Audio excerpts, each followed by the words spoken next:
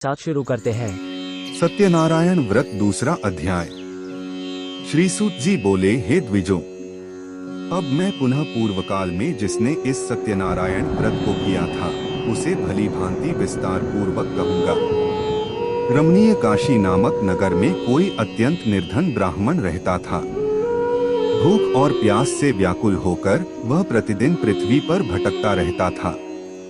ब्राह्मण प्रिय भगवान ने उस दुखी ब्राह्मण को देखकर वृद्ध ब्राह्मण का रूप धारण करके उस द्विज से आदर पूर्वक पूछा, हे विप्र, प्रतिदिन अत्यंत दुखी होकर तुम किस लिए पृथ्वी पर भ्रमण करते रहते हो?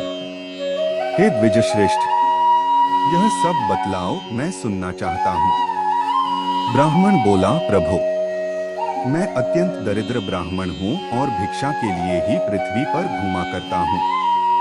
यदि मेरी इस दरिद्रता को दूर करने का आप कोई उपाय जानते हो तो कृपा पूर्वक बतलाइए।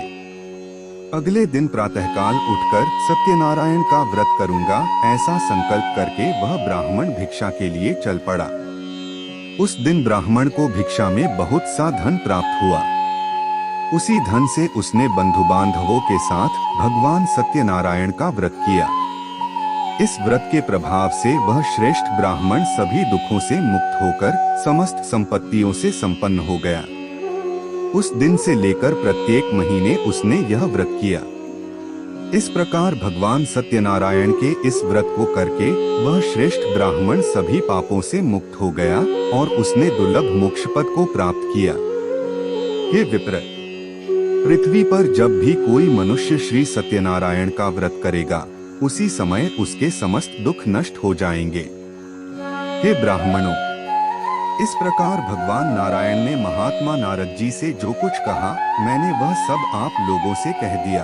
आगे अब और क्या कहूँ?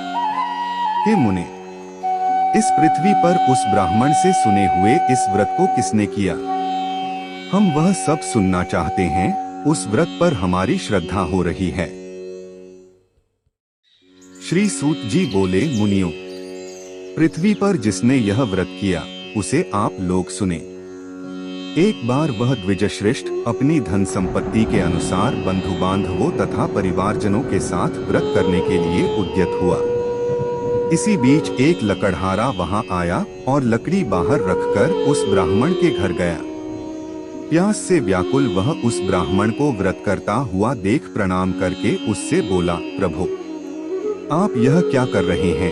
इसके करने से किस फल की प्राप्ति होती है? विस्तार पूर्वक मुझसे कहिए। विप्र ने कहा, यह सत्यनारायण का व्रत है जो सभी मनोरथों को प्रदान करने वाला है।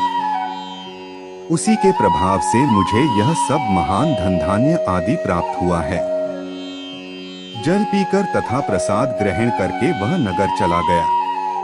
सत्यनारायण देव के लिए मन से ऐसा सोचने लगा कि आज लकड़ी बेचने से जो धन प्राप्त होगा उसी धन से भगवान सत्यनारायण का श्रेष्ठ व्रत करूंगा। इस प्रकार मन से चिंतन करता हुआ लकड़ी को मस्तक पर रखकर उस सुंदर नगर में गया जहां धन संपन्न लोग रहते थे। उस दिन उसने लकड़ी का दुगुना मूल्य प्राप्त किया। इसके बाद प्रसन्न हृदय होकर वह पके हुए केले का फल, शक्कर, घी, दूध और गेहूं का चूर्ण सवाया मात्रा में लेकर अपने घर आया। तत्पश्चात उसने अपने बांधवों को बुलाकर विधि विधान से भगवान श्री सत्यनारायण का व्रत किया। उस व्रत के प्रभाव से वह धनपुत्र से संपन्न हो गया और इस लोक में अनेक सुखों का उपभोग कर अंत में सत्यपुर अर्थात बैकुंठ लोक चला गया। श्रीमन नारायण नारायण नारायण, भज मन नारायण नारायण नारायण।